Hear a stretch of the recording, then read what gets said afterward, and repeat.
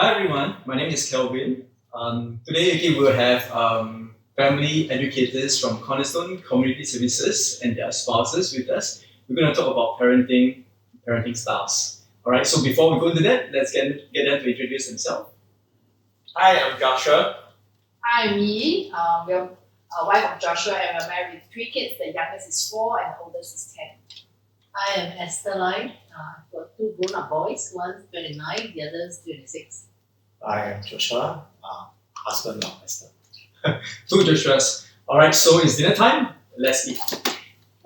So let's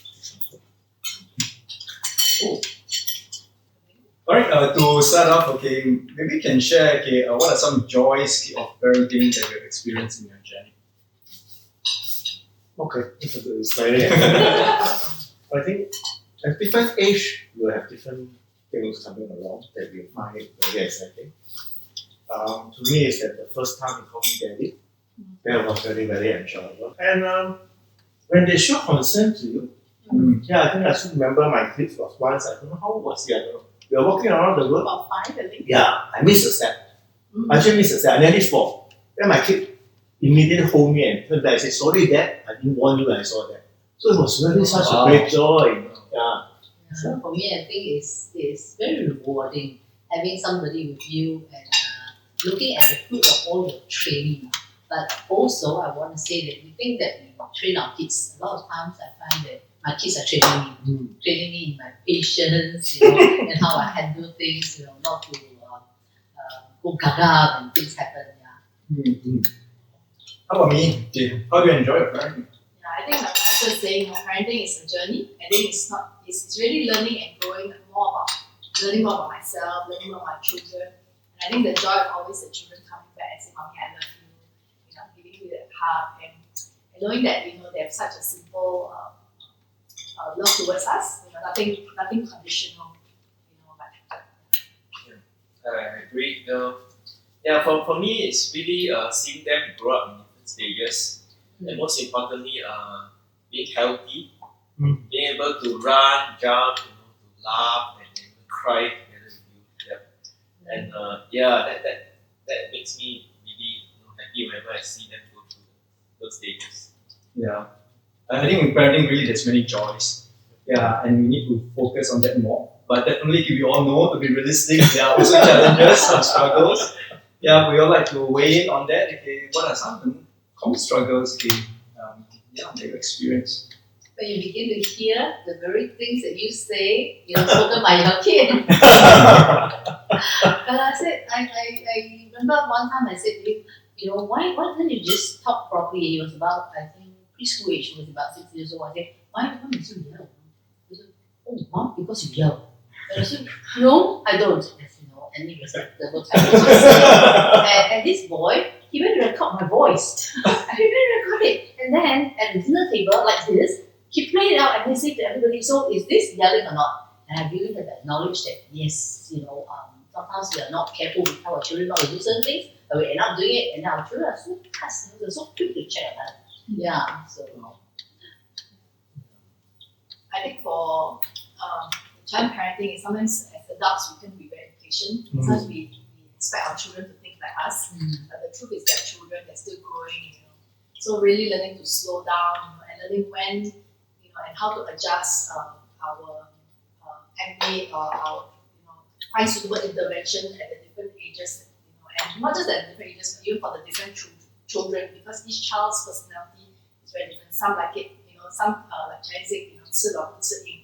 And some is like, very on the ball. So it's really learning and really understanding, and really sometimes even praying and say, God, what do I do with this child? I've already tried all the methods that I know already. So what next? What else to do? Yeah, so that's my journey. Yeah, I agree. For me, really, it's about expectations. I think sometimes, I realized that I'm sort of enforcing certain expectations that I have, certain things that I might not have achieved when I was younger, and it's like subtly we want our children to fulfill those expectations. So these are challenges which I have to constantly tell myself that you've got to really learn to see how the child grows, and not to put on certain achievements that we want them. The worst thing is I start sounding like my mother. But then you have a rude child, like, oh no, that is exactly what I didn't want to be. Yeah, so it's unfortunate. I think I look at my challenges with the generation different. I think when our time as a child, our parents is most of them are sergeant major. Or they're very direct. To do children are to be seen and not heard. Whatever I tell you to do, you do. Whereas where our child become a parents, that don't work anymore. Because somehow they have a lot of things. I mean, like, I still remember once was my older kid actually told my wife, "You can't do that to me. I watch on TV. I know what number to call you." That reminds me because I said to him, if you behave this way, I'm going to beat you upside down. And this is exactly And so he stood his ground, so he come and says, you can't do that, I'm going to call this number because I saw it on Crime Watch. And I was quite in a very, very difficult position because that's what my parents said to me. He said, if you don't behave yourself, I'm going to call the police. Now my child will call the police on me, parents will call the police on me. I'm really sad. Yes. Alright, thank you for sharing. Just now, Joshua mentioned Sergeant Major. Alright, that's actually one type of parenting style. And in fact, there are several parenting styles that have developed over the many years. I think the earliest was from Diana Baumright, authoritarian, authoritative, permissive, and after that we have Eleanor Maccabee that has neglectful, and then we have the bulldozer, the tiger parenting, and then the helicopter and all that. I just want to check what parenting styles do you all adopt and what are the reasons? Anyone? I think when kids were younger, we tend to take on more of what you call the tiger mom because they are children, they are not mature enough to make certain decisions, so sometimes we have to really sort of watch them closely. But as I said just now, when they grow up, they will train you not to be that kind of parent anymore because they won't take it, right? So now we become more as a friendly parent, so it's more consultative and all. But I think at different stages, we develop along the way. I think like Joshua said. So you have to shape your parenting styles as they grow. Yeah, I think also it's all like for us is that when we are first child, because we are new parents, so a lot of us really like for us we don't know how to parents, so we just said try and be very control. I really like what tiger father or tiger mom, everything no cannot and all that. So then we realize that we made a mistake. And then when the second one come, we try and swing to the other end.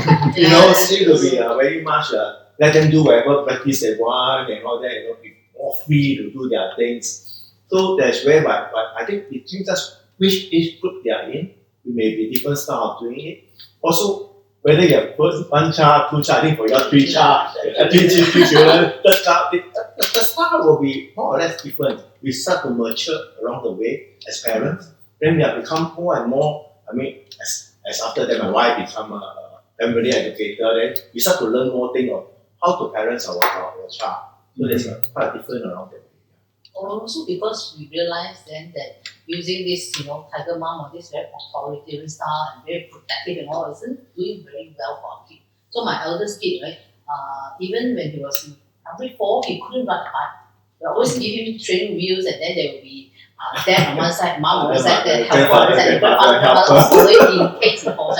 So it was so bad that one time at the beach he met with his classmate. The classmate looked at him and said, "You're still on training wheels? You don't know how to ride a bike?" And he said, "No, I don't." So the friend just volunteered, "Well, let me teach you." And before I had time to say no, they were off, they went. And then you know what? He came back riding a bike without the training wheels. I was like, wow, that was my fault, right? To force him not to be able to do it because I just want to be so protective. And then from then on, I also learned. That reminds me of the time my daughter was, I think, 3. She wanted to eat chicken feet. And initially the protective was like, "No, cannot, you choke, right? Because the dogs also cannot manage on the bone." And then by then, being a parent, I must, let go. So I gave my daughter very specific finish, right? I cut one short. She said, okay, put in, okay, speed up 3 bones. I see 3 bones. Oh, very good. Eat the next one. And we were very surprised, like, at 3 years old, she navigated all the chicken feet. So sometimes it's, I think, the fear of parents. Yes. But I think it's not about just throwing them, oh, you're going to try and learn, but it's really guiding them and putting certain safety markers for them so that they will also then feel safe to try new things. That's right. Yeah. I think it gives them the courage to be actually, believe in them. Yeah. Because you don't have to kill that joy of trying and even failing and being able to pick themselves up. Yeah. So I think a lot of times when we're too protective and something happens, then we like freak out, and then the kids look at our reaction, we freak out. So then they say, oh, I'm never going to do it again because it's so scary. Yeah. So a lot of times I have to tell myself to like calm myself down when something goes wrong and just say, okay, it was an accident. Okay, learn from it. What you do wrong, and then next time you don't repeat it again. Yeah. So that it doesn't become like a traumatizing experience. That's right. I mean, hearing from you, it seems like so parenting styles, you actually change and you shift your parenting styles as the child is growing up. Also, can maybe when you learn new things, because your chances state. So, is there like a best parenting style, or is there not such a thing? I think we go by the textbook. Of Yeah. course, the authoritative style is good. At the same time, while you're being firm, you're being very friendly. But I guess sometimes it really depends on the situation whether you can maintain that being, firm and friendly at the same time. But the good thing to know is that if you follow the principles, so sometimes we can maybe go a little bit towards authoritarian and you shift it back. The basic thing I think is really the relationship. You want to maintain, a good relationship all through years, so that after they get married with their own kids, they still want to come back. Parenting is not just like for that season when they are under your roof, but all is all the way. And how you maintain it, sometimes it's a bit like a dance. So like between Joshua and I, we will have different ways of doing things, right? Which is understandable because we come from different family backgrounds, right? One of the things he does is he believes in waking up at the same time every day, even for weekends. For me, I'm like, what's the meaning of life? That's just me, huh? So what he does is, you wake up at about 7 o'clock, 6 plus or 7 on a Sunday morning, and then he goes into the boys' room and you turn off the aircon. And then you go up and run his errands. So of course, after a while, with the aircon is off, the kids wake up. And I didn't want the kids to wake up so early in the morning. He goes for his own exercise, errands, whatever. So after he leaves, I will go tiptoe into the room and I'll turn on the aircon again. And I try to listen out. So before he comes out, I off the aircon so that we don't get into an argument. But sometimes, I fail. But nonetheless, we understand that we have this understanding that okay, this is different way we do things, and we try not to have too much of an argument over this sort of thing. I think parents will be relieved to hear that, right? Because sometimes it can be very stressful if you think that they are going for an authoritative figure, and then sometimes you realize that you are not, or you failed in certain ways. How about Joshua? Okay, what style do you adopt, and why? I think we're also still learning the different styles. I agree that there's no one fixed style, and also like what Esther pointed out, it's about relationship. I think that's the most important element in parenting. That the communication channels are always open between the parent and the child. Yeah, because once that channel is open, there's always room to talk. Thanks. And one of the things I think we do is consistency, like having house rules so that the kids know what is expected from us. So it cannot be that he say can, I say cannot, then end up then it becomes another contention at home. Yeah. So a lot of times, but the problem sometimes you say you ask daddy, then they say ask mommy, then be like nobody wants to make the decision. Okay. Yeah. So I think, which is something I appreciate, that we are always consulting each other so that we don't go against each other's decision, so that at least with the kids they know that there's a consistency in terms of what the parents want. And I think it's a good point that we close rank in front of our kids. I remember one time when my eldest kid, he was then just 4 years old. So I saw on the magazine cover, a set of clothes, looks very nice, checkered checkered long sleeve shirt with dress pants. And I went down to the store to go and buy it, right? Now when I was there, and I asked the sales girl to look for this, my son went to look for something else. So he got himself a short sleeve t-shirt, red color with Snoopy with sunglasses and shorts. It's like so different from what I wanted. So when the sales girl came with the clothes I wanted, I said to him, I am not going to buy this for you, right? And he said to me, I am not going to wear this for you. And then that can continue the story. What did you do? So I just came in and I stepped out. That So I means asked her to go outside the shop. Okay, and then I just told her, I think like, the boy choose is better. And also, if you wear something nice that he choose, is more comfortable, right? So that's how we did that. I think. No, then I said to him, I said, well, I can't get myself to go in and say that. So I stayed outside the shop. I said, let him settle it. And so we were able to sort of, navigate this, it wasn't quite a crisis, but this difficulty, now without causing too much trouble. And when he wore his choice of clothes, he was really feeling more confident and more comfortable. I'm glad, my husband came in with wisdom and then he did not correct me in front of the kids. Because I think that's one thing that's quite important as parents. I think we don't believe in arguing or screaming at one another in front of kids. We do have our dispute, we do have our disagreement, right? And I think we normally try to discuss it through, like, go outside somewhere or go into a room. But we will still show to our kids that, we have some disagreement. We just tell the kids that, we kind of agree on it and we want to discuss over it. So at least the kid is realistic to know that we do. And then we do have once in a while when we lose our cool. But most of the time, we try to discuss it over. I think the environment of the house is very important. Yeah, if you have a very cool and calm, happy environment, I think one of the things I very appreciate of Esther is that she always try to make the house a place with a lot of laughter and joy. Yeah, so because of that, then the kid, as what Mei said, open the channel of communication. So there's no screaming, yelling, whereby the kids are feel comfortable to tell what they feel in their heart. So that's how we feel it. Yeah, so I think that was the incident where I think that time our kids were quite young, like 3 and 4, because the 2 kids were 20 months apart. So that was the terrible 3s and 4 time. So I remember that time when we were both working after work came back and the kids were like squabbling, and then I can't remember which kid but there was one kid that was behaving in a way that was out of hand, and then and we were like both trying to manage that behavior, but we ourselves were also very tired. So and we couldn't agree how to kind of discipline the child. So it was also like almost 8, 9, then we were like, okay, then I think I'll just go and sleep. Just go and sleep, And then we said, tomorrow after work, let's go for dinner and let's talk about this, when we are more relaxed and more calm. Yeah, so it was good. So I mean, because I think sometimes parenting can be quite tiring and very intense. It's like every day you're coming back, you're like trying to solve problems. The kids will tell, Mommy, this one, daddy, this one, daddy, this one. So I think that the dinner was good. We sat down, we really talked and shared like how we view each child and what were our concerns and what do you think might help our child, and we share each other, see from each other's perspective, and then we came to like agree like, okay, so at what point do we bring in this, so that at least there's a clarity, and then after that we're very happy, we're like, okay, we go back and we call the kids, the new rules, but the kids were like saints, they were behaving very well.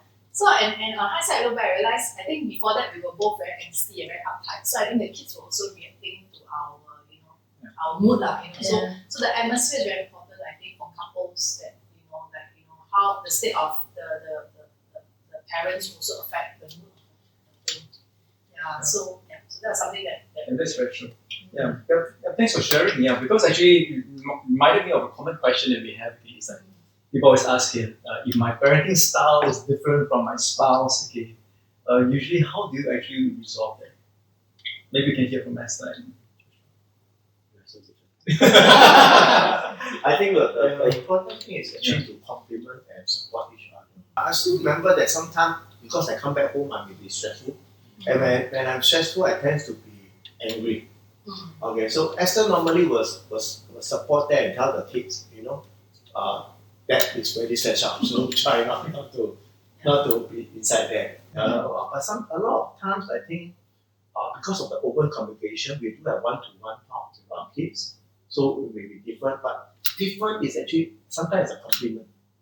Because some discipline that I need to be the one who be more authoritative because at the party in the term of danger, one of us need to be the one who say stop. That sort of thing. So that's why I look at it.